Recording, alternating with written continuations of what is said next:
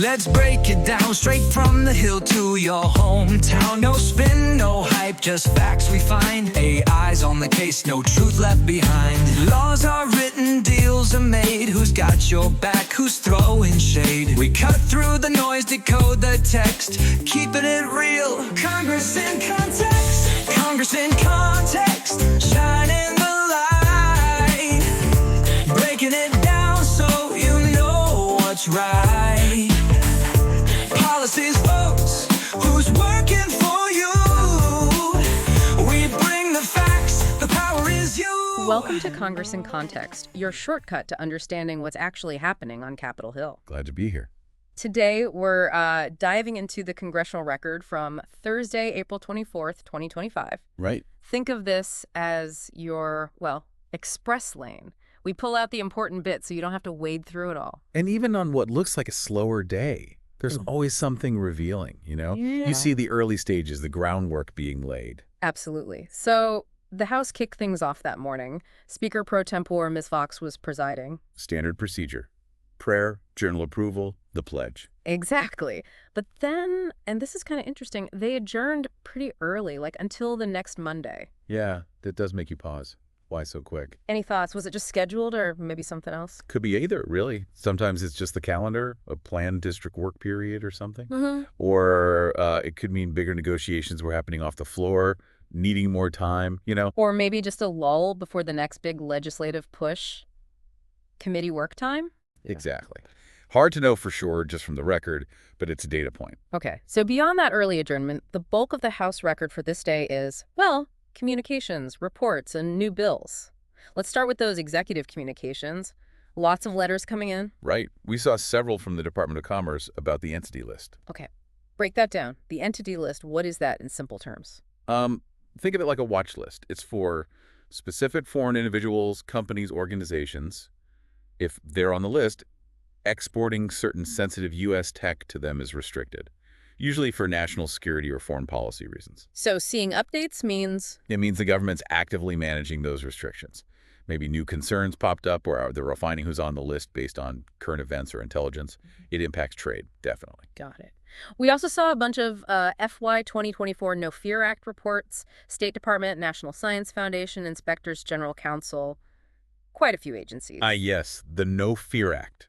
What's the story there? Why these regular reports? So, No Fear stands for a Notification and Federal Employee Anti-Discrimination and Retaliation Act. It's all about holding federal agencies accountable if discrimination or retaliation happens against employees. Okay. These annual reports are basically transparency tools. They show, how many complaints were filed, what happened with them, any disciplinary actions. Congress uses them for oversight, make sure agencies are playing fair. Keeping tabs on workplace fairness in the federal government? Makes sense. Now, this one sounded potentially quite impactful. The Supreme Court sent over amendments to federal rules, bankruptcy, civil procedure, appellate procedure. Yeah, that's definitely significant. It might sound really technical, like lawyer stuff. Right, very inside baseball. But these rules are the nuts and bolts of how federal cases work. Changes to bankruptcy rules affect how people and businesses deal with debt. Civil procedure changes affect how lawsuits unfold, evidence, everything. Appellate rules change how appeals are handled. So these aren't just minor tweaks. They impact anyone potentially interacting with the federal court system. Exactly. They shape the administration of justice. Worth watching, even if they're complex. Okay, let's shift to committee reports. The House Committee on Energy and Commerce, chaired by Mr. Guthrie, seemed particularly busy. They reported out a whole stack of bills. They really did. E&C has such broad jurisdiction, so you see a huge mix of topics. Gives you a good feel for their priority.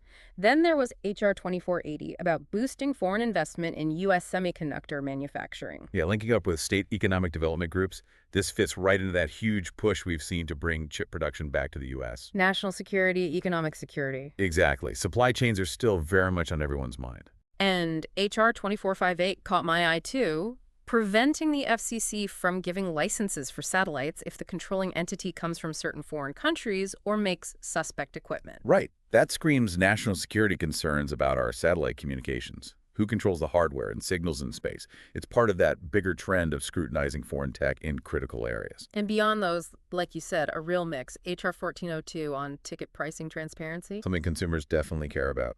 H.R. 1442 banning high-concentration sodium nitrate. A public health measure. H.R. 617 promoting music tourism. A bit lighter, but still economic development. H.R. 1664 on blockchain competitiveness. H.R. 1479 on hotel pricing. H.R. 849 about cameras in connected devices. The list goes on. It really shows the breadth of that committee. Consumer protection, tech policies, supply chains, health. They touch almost everything. A very active day for them reporting bills out. So moving from reported bills to new bills being introduced, again, quite a volume dropped into the hopper that day. Yeah, this is where new ideas formally start their journey. Or sometimes reintroducing older ideas. Like H.R. 2983 from Mr. Green of Texas, compensating victims of SNAP benefit theft. Yeah, that directly addresses a really tough issue. People having their food assistance stolen electronically. This bill aims to provide some recourse. And then something totally different. H.R. 2984 from Mr. Babin, authorizing transport for federal folks returning from space. Yeah. It sounds futuristic, but it's becoming a real logistical question, isn't it? As space activity increases, even for government work, you need rules for things like travel. Sign of the times, indeed. H.R. 2985, Mason Connolly boosting the Technology Modernization Fund. That one's bipartisan. Which is always notable. The TMF helps agencies upgrade ancient IT systems. Seems like both parties agree that's pretty necessary for efficiency and security. Makes sense. Then H.R. 2986 from Mrs. Castor, speeding up connecting new power generation and storage to the grid. Well, that's a big one for the energy transition. Getting renewables online faster is often bottlenecked by just connecting them. So streamlining that interconnection process is key. We also saw H.R. 2989 from Mr. Bresnahan. This one targets potential conflicts of interest for consulting firms working for both the U.S. government and, say, China simultaneously. Right. That reflects worries about foreign influence. Are firms advising the U.S. while also having contracts with strategic competitors? Trying to draw some lines there. Another bipartisan one, H.R. 2993, from Case, Bresnahan, and Taleb, creating an SBA position to help with employee stock ownership plans, ESOPs. Yeah, promoting employee ownership. ESOPs are a way for workers to get a stake in their company, often used in business succession. Bipartisan interest there in supporting that model. And a big social policy one, H.R. 2994 from Mr. Davis of Illinois and lots of co-sponsors, enhancing the child and dependent care tax credit, making it fully refundable. That's significant. Making it refundable means even families who don't owe income tax could get the full credit as a payment. Big potential impact on lower income families. The strong co-sponsorship suggests real interest. We even saw H.R. 3028 from Mr. Womack creating a uniform tariff code just for whiskeys. Seems super specific. It does, but even small technical changes like that in tariff schedules can matter a lot for specific industries. Trade, tracking imports, exports. It simplifies things. And resolutions too, right? Like recognizing Parkinson's Awareness Month or Remanufacturing Day. Exactly. HRS 345 and HRS 350, those are symbolic, not laws, but they raise awareness, show congressional support for causes or industries. Part of the job. And it's interesting, almost mandatory now, that every bill has that constitutional authority statement, mostly Article 1, Section 8. Yep. Commerce Clause, General Welfare, Necessary and Proper Clause. They have to tie it back to their constitutional powers. A reminder of the framework. And lastly, for the House, lots of members signing on as additional sponsors to bills already introduced, like Mr. Staver adding his name to H.R. 7. Right. That's always worth watching. Growing co-sponsor lists can signal a bill is gaining momentum, building support, maybe getting closer to floor action. It's an early indicator. Okay, let's hop over to the Senate side for April 24th. Sounds like it was even quieter over there in terms of formal floor action. Yeah, very brief. They convened. Senator Hagerty was acting president pro tempore. And then pretty quickly they adjourned until the following Monday afternoon as well. So not much debate or voting, but the record is full of extensions of remarks. What are those exactly for listeners who might not know? Think of it as like an appendix to the day's official record. Senators can insert statements, speeches they didn't give on the floor, tributes, articles, all sorts of things. It gets printed in the record as if it were said. So it's a way to get things officially documented, even without floor time. Exactly, and we saw a lot of that this day. Numerous senators, Bill Orakis, Foster Kennedy of New York, Weber, McGarvey, Burchett, lots of them used it to give shout-outs back home. Recognizing local heroes, community groups, business anniversaries, school sports teams, veterans. All that local connection stuff. Honoring constituents, celebrating milestones. It's a big part of what senators do through these extensions. Mr. Foster also put in a statement celebrating 100 years of Nokia Bell Labs. That's a pretty big one. Definitely. Recognizing major historical contributions to science and tech. Bell Labs' legacy is huge. But it wasn't all celebrations. Mr. Davis of Illinois put in a statement opposing President Trump's trade policies. So policy arguments find their way in too. Oh, absolutely. It's not just fluff.